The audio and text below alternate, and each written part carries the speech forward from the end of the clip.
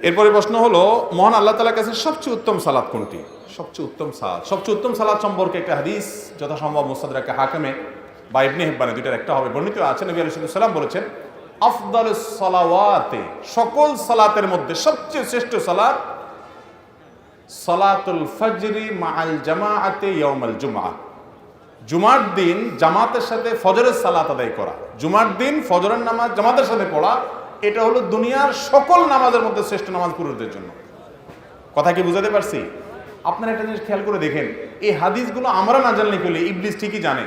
এই জন্য ইবলিসে দেখবেন বৃহস্পতিবার রাতে এমন এমন আইটেম রাখে টেলিভিশনে বা আপনাকে দিয়ে দেখায়, আপনাকে ব্যস্ত রাখে যে সকালে কালকে স্কুল নাই, মাদ্রাসা নাই, অফিস নাই, দোকান নাই, পাট নাই, অতএব আজকে রাত্রে একটু মোজ মাস্তি, টকশো ফকশো, মিষ্টি শো সব শেষ করে 12টা 1টার দিকে শুই। অন্য দিনের চাইতে বৃহস্পতিবার বেশি মানুষ দেরি করে শোয়। এই জন্য দেখবেন ফজর নামাজ অন্য দিনে মুসল্লি যাও থাকে, শুক্রবারে ফজরের সময় দেখবে যে মুসল্লি সব চাইতে, কারণ ইবলিস জানে এই দিনে আসলে সব বেশি হয়ে যাবে, এই জন্য দূরে রাখে আপনাকে। এই জন্য চ্যালেঞ্জ নিতে হবে, জুমার দিনের ফজরের নামাজ জামাত মিস করা যাবে। আফদালুস সালাওয়াতি ইনদাল্লাহি সালাতুল ফজরি মাআল জামাআতি ইয়াউমাল জুমআহ, জুমার দিন ফজর নামাজ জামাতের সবচেয়ে উত্তম নামাজ। জেনারেল পড়ো একজন ছাত্র আমি, নামাজ রোজা কোরআন তেলাওয়াত সব করি, কিন্তু পর্নোগ্রাফি হস্তমৈথুন থেকে কোনোভাবেই বাঁচতে পারছি না। জাহান্নামের কঠিন ভয়াবহতার কথা জানার পরও এটা থেকে বাঁচতে পারছি না, আমার জন্য বিশেষভাবে নসিহত করবেন। ভাইরা আমার, এই প্রশ্ন হুবহু এই প্রশ্নটা প্রতিদিন মাহফিলে অন্তত 10-15টা প্রশ্ন এই প্রশ্ন আসে।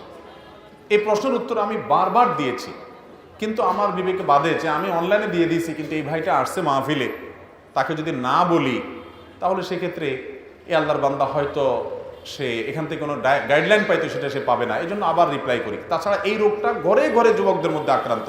এ রোগে বাঁচার কোনো চেষ্টা করেও বাঁচতে পারছেন না।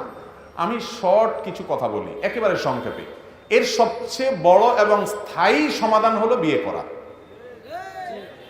মুশকিল হলো যুবক শুধু মাহফিল বসে ঠিকই বলতে পারবে, বাপ মা বিয়ে করায় না, এটা হলো আরেক মুশকিল। এটাও ঠিক, দেখছেন সব ঠিক মাহফিল। এখন ভাই, এক্ষেত্রে আপনি উপার্জন শুরু করে দেন, টিউশন শুরু করেন, কাজ করেন, চোখের জেনা থেকে নিজেকে বাঁচিয়ে রাখেন, বাবা মার সহযোগিতা করেন, তাদেরকে খুশি করেন, তাদের খেদমত করেন, অন্যদেরকে দিয়ে বুঝান, বিয়েটাকে সহজ করেন, নিজের মতো করে নিজের কাঙ্ক্ষিত জায়গায় যাওয়ার চেষ্টা করেন। এটা হলো সবচেয়ে কার্যকর ওষুধ এটা। এক নাম্বার 2, অনেকে বিয়ের পরও এই বদভ্যাস ছাড়তে পারে না। সেক্ষেত্রে দ্বিতীয় পয়েন্টটা খুব জরুরি, সেটা হলো স্মার্টফোন, টাচ মোবাইল যেটাকে বলেন, এই মোবাইলটাকে 6 মাসের জন্য কোরবানি করতে হবে। বাটনওয়ালা মোবাইল নিতে হবে। ঠিকঠাক বেশি বলেন না, কথা শুনেন। বাটনওয়ালা মোবাইল নিতে হবে, স্মার্টফোন ত্যাগ করতে হবে। কয় মাস বলছিলাম? 6 মাস। কেন বলছি জানেন? 6 মাস বলছি এই জন্য, আপনারা যদি আমি বলি যে জীবনে আর স্মার্টফোন ব্যবহার করতে পারবেন না, আপনার নফস বলবে পাগল হইছস, এটা ছাড়া বাঁচবো।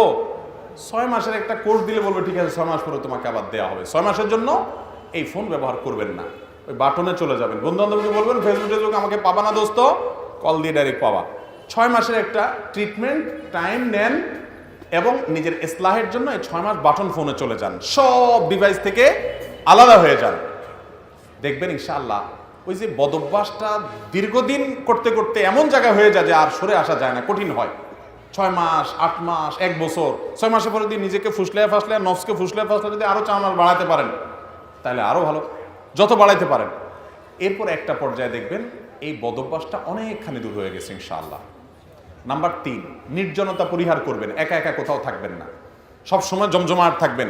নির্জনতাকে বাঘের মতো ভয় করে সেখান থেকে আমি একা একা আছি, আমার নফসে এখন বাজে নির্দেশ করতে পারে, হারাম নির্দেশ করতে পারে। মোবাইল থাকলে মোবাইলকে একদম বাজে জিনিস সব একসাথে ডিলিট করবেন। যখন ইমানি জজবা উঠবে, যেমন মাহফিল ইমানি জজবা উঠছে, এখন বৈশাখী ফরম্যাট দিয়ে ফেলান, সব ডিলিট করে ফেলান। এবং সেই সাথে নেককারদের সোহবত এবং সান্নিধ্য অর্জন করবেন। কুনু মা সাদিকিন, তাকওয়া অর্জনের জন্য এটা অনেক কার্যকর পথ। সর্বশেষ 5 নম্বর করণীয় হলো চোখের পানি ফেলে আল্লাহর কাছে কাঁদেন, আল্লাহ আমি বাঁচতে চাচ্ছি, পারি না, আপনি একটু হেফাজত করবেন। আল্লাহ বলেছেন ওয়াল্লাযীনা জাহাদু ফিনা লানহাদিয়ান্নাহুম, যারা আমার রাস্তা আসতে চেষ্টা করে তাদেরকে একটা রাস্তা দেখাবো না, সাবিলের বহু বচন, সুবুলানা বহু রাস্তা দেখাই দিব। আল্লাহ ওয়াদা করেছেন লানহাদিয়ান্নাহুম, লামে তাকিদ নুনে তাকিদ সাকিলা, অবশ্যই অবশ্যই অবশ্যই বহু রাস্তা দেখাবো। অতএব চেষ্টা করবো তো ইনশাআল্লাহ।